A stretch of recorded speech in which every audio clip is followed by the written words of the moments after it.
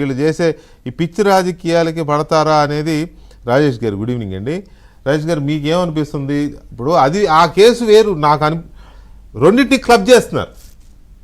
జగన్మోహన్ రెడ్డి కాపు అనే పేరుతో చేస్తున్న ఒక కుటిల రాజకీయాన్ని ఆ కేసు క్లబ్ చేసి అనలైజ్ చేసుకుంటున్నారు అందరు. కాదు, దాన్ని అడ్డు పెట్టుకొని ఇంకొక కుంపటి రాజేస్తున్నాడు.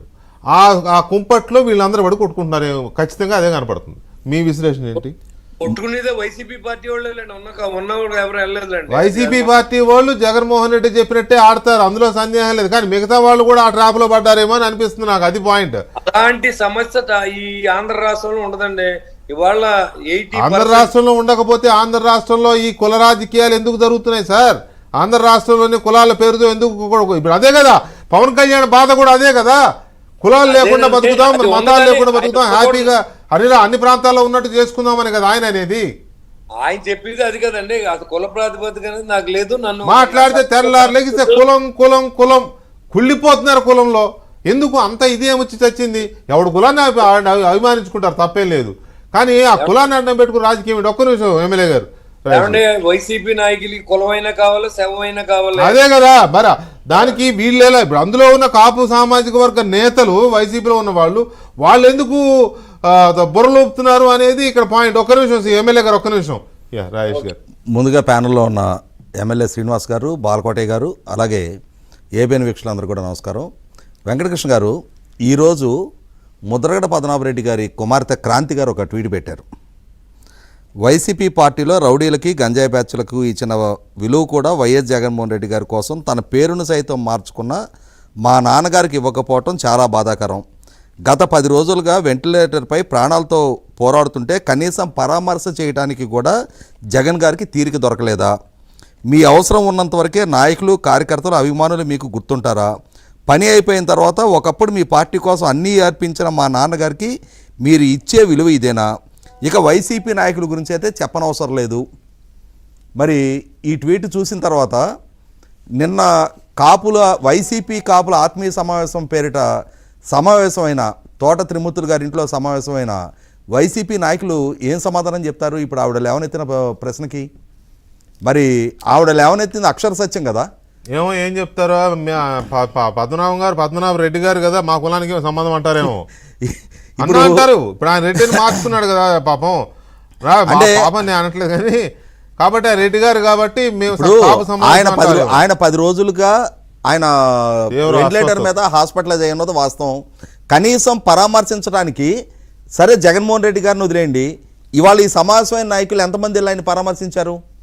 అంటే ఆయనని పరామర్శించాల్సిన అవసరం లేదు అని చెప్పని భావిస్తా ఉన్నారా? అంటే ఆయనని కన్సిడరేషన్లో కూడా తీసుకోవాల్సిన స్థాయి వ్యక్తి కాదు అని చెప్పని వీళ్ళు ఫీల్ అవుతున్నారా? ఆ నైజం అర్థం కావట్లేదా సామాజిక వర్గానికి? ఇక్కడ గమనించుకోవాల్సింది, జగన్మోహన్ రెడ్డి ఈ మధ్య ఒక ప్రెస్ మీట్ పెట్టిన సందర్భంగా ఒక వాల్యుబుల్ ప్రస్తావన తెచ్చాడు. ఎన్డీఏ కూటమి ప్రభుత్వ పాలన ఇదే విధంగా కొనసాగితే కోట్ల కాక్రోచెస్ పుట్టుకొస్తాయి, నేను కూడా ఒక కాక్రోచ్ని అని చెప్పాడు. ఇవాళ జగన్మోహన్ రెడ్డి కానీ ఆ పార్టీ కానీ ఈ కాక్రోచ్లు అని చెప్పని ప్రస్తావించారు. కానీ అసలు ఈ కాక్రోచ్లు అని చెప్పని కొత్త జనరేషన్ యువతను ఉద్దేశించి ఆ ప్రస్తావించిన సందర్భంలో కొత్త జనరేషన్ యువత ఈ కుల రాజకీయాలు, కులపరమైన విభజన, ప్రాంతపరమైన విభజన, మతపరమైన విభజన ఇది కాదు కోరుకుంటుంది.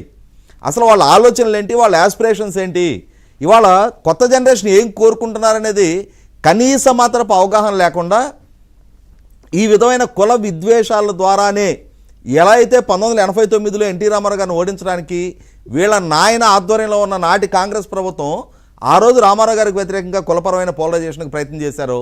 2019లో చంద్రబాబు నాయుడు గారిని ఓడించడం కోసం జగన్మోహన్ రెడ్డి నాయకత్వంలో ఉన్న వైసీపీ ఏ విధంగా కులపరమైన పోలరైజేషన్కి ప్రయత్నం చేశారో అదే సేమ్ ఓల్డ్ స్ట్రాటజీ ఈరోజు కూడా అమలుపరచాలని చెప్పని ప్రయత్నం చేస్తున్నారు.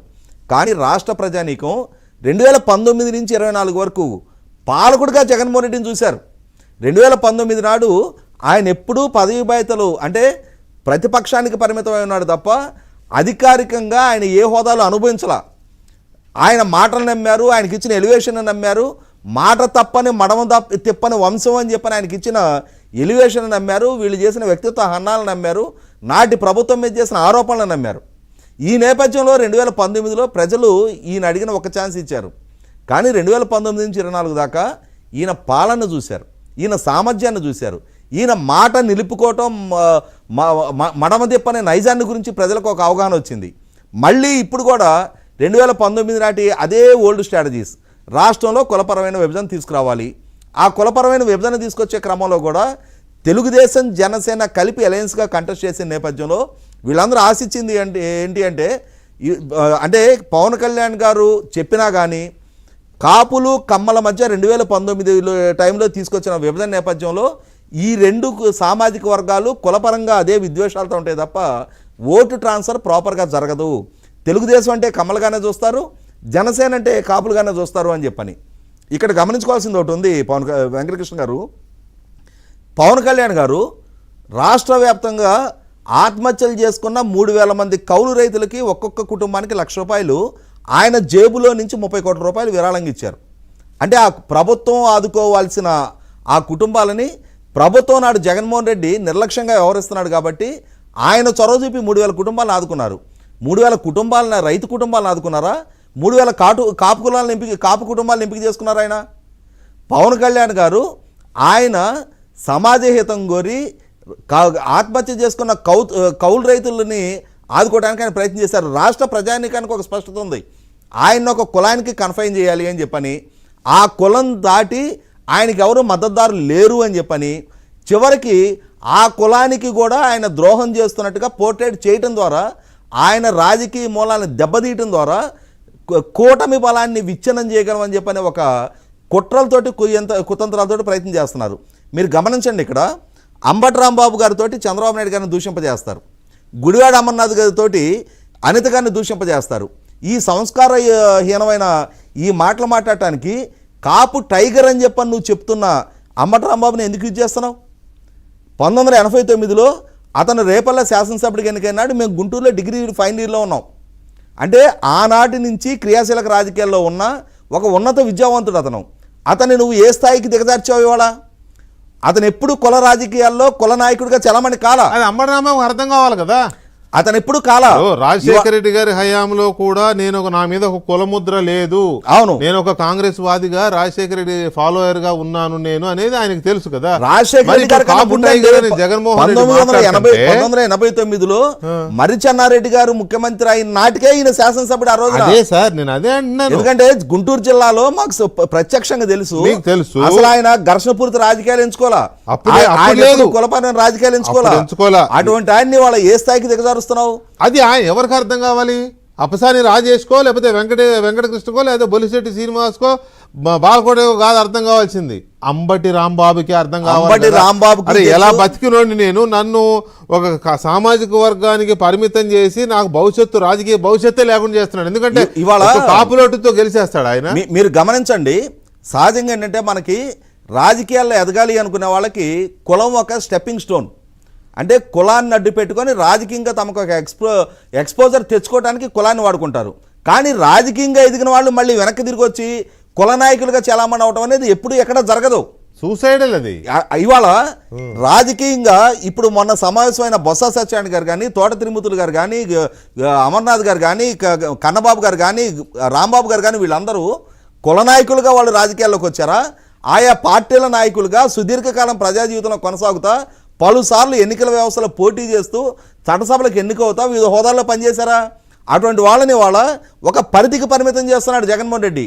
అది ఖచ్చితంగా వాళ్ళకొక సూసైడల్, వాళ్ళ రాజకీయాలకు ఒక ఆత్మహత్యా సదృశమైన ఎజెండా ఆయన ఫిక్స్ చేస్తున్నాడు. ఇవాళ నేను క్లియర్గా వైసీపీలో ఉన్న కాపు నేతలకు కానీ టోటల్గా రాష్ట్రంలో ఉన్న కాపు యువకులు, మహిళలు, అన్ని తరాల కాపు ప్రజలకు కానీ అందరికీ ఒక క్లారిటీ ఇవ్వడం కోసమే నేను ఈ లైన్ తీసుకున్నా.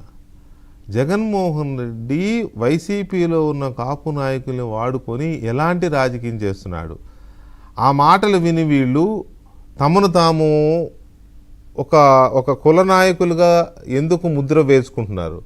రాజకీయం అనేది ఎప్పుడూ కూడా ఒక కులంతో ఉండదు, ఏ పార్టీకైనా. For that matter NT Rama Rao గారు పార్టీ పెట్టినప్పుడు బీసీలు మొత్తం క్యూ కట్టారు ఆయన వెనక. ఇప్పటికీ తెలుగుదేశం పార్టీకి బీసీలే వెన్నెముక. పవన్ కళ్యాణ్ గారు ఎట్టి పరిస్థితుల్లోనూ తన పార్టీకి ఒక కులముద్ర ఉండకూడదనేది ఆయన మొదటి నుంచి చెప్తున్న, ఆయన పెట్టుకున్న పార్టీ సిద్ధాంతాల్లోనే కులం ఉండకూడదనేది ఒక సిద్ధాంతం. అలాంటి వాడిని బలవంతంగా కాపు ముద్ర వేయించే ప్రయత్నం జరుగుతుంది వైసీపీ వైపు నుంచి. అది కాపులకే నష్టం. పవన్ కళ్యాణ్ మీద బలమైన కాపు ముద్ర వేయాలనే జగన్మోహన్ రెడ్డి కుట్ర కనుక సక్సెస్ అయితే అది ఆంధ్రప్రదేశ్లోని కాపు ప్రజానీకానికే ఎనలేని నష్టం. ఎందుకంటే ఒక్క కాపు లోటుతోనే పవన్ కళ్యాణ్ రాజకీయ భవిష్యత్తు ఉంటుంది అని అనుకోవడం పొరపాటు. అలాగే ఒక అంబటి రాంబాబు కావచ్చు, ఒక బొత్స సత్యనారాయణ కావచ్చు, ఒక తోట త్రిమూర్తులు కావచ్చు, లేకపోతే ఇంకొకరు కావచ్చు, ఒక కన్నబాబు కావచ్చు, ఒక అమర్నాథ్ కావచ్చు, అక్కడికి వచ్చిన వాళ్ళు చాలామంది. వీళ్ళందరూ కూడా ఒక కాపు సామాజిక వర్గం ఓట్లతోనే మేము మంత్రులు అయిపోతాం, ఎమ్మెల్యేలు అయిపోతాం, ఎంపీలు అయిపోతాం అనే భ్రమల్లో అయితే ఉంటారని నేను అనుకోను. ఎందుకంటే అందరికీ ఇంతో ఆ విజ్ఞత ఉన్నవాళ్లే. మరి ఆ విజ్ఞత ఎక్కడ పోయింది? ఎందుకు ఇంత గుడ్డిగా? పైగా నాకు ఆశ్చర్యం వేసిందంటే వైసీపీలోని కాపు నాయకుల తొలి ఆత్మీయ సమావేశం అంట. అంటే ఇప్పటిదాకా వీళ్ళకి మనం కాపులో మనం అందరం అప్పుడప్పుడు ఆత్మీయ సమావేశాలు పెట్టుకోవాలి, కానీ ఒక్కొక్కరికి 70 ఏళ్ళు, 60 ఏళ్ళు, 75 ఏళ్ళు వచ్చినాయి కదా. తొలి ఆత్మీయ సమావేశం ఏంటి? ఇది ఇది ఇది ఇది ఎందుకు ఇప్పుడు తొలి ఆత్మీయ సమావేశం పెట్టమని జగన్మోహన్ రెడ్డి వీళ్ళని ఆదేశించారు? అక్కడ ఒక యువకుడు పోలీసుల చేతిలో చంపబడ్డాడో, చచ్చిపోయాడో, అదృశ్యమయ్యాడో, దాన్ని ఆసరాగా చేసుకుని అది బూచిగా చూపించి ఆ నీడలో ఇక్కడ ఒక కులాన్ని రెచ్చగొట్టి తనను తాను సేవ్ చేసుకోవాలి. కాపులు కాపు నాయకులు, కాపులు కాదు, కాపులు ఎట్టి పరిస్థితుల్లో జగన్కి వెళ్ళరు, ఇంకా అర్థం, అది క్లియర్. వైసీపీలో ఉన్న కాపు నాయకులను కవచకుండలాలుగా పెట్టుకుని తను బతికిపోవాలనే ఒక దీంట్లో ఉన్నాడు. ఇది చాలా పెద్ద క్యాస్ట్ కాన్స్పిరసీ. ఒక చిన్న బ్రేక్ తర్వాత బాలకోటయ్య గారు ఒపీనియన్ తీసుకుంటాను. ఆంధ్రప్రదేశ్లో ఉన్న దాదాపు నాకున్న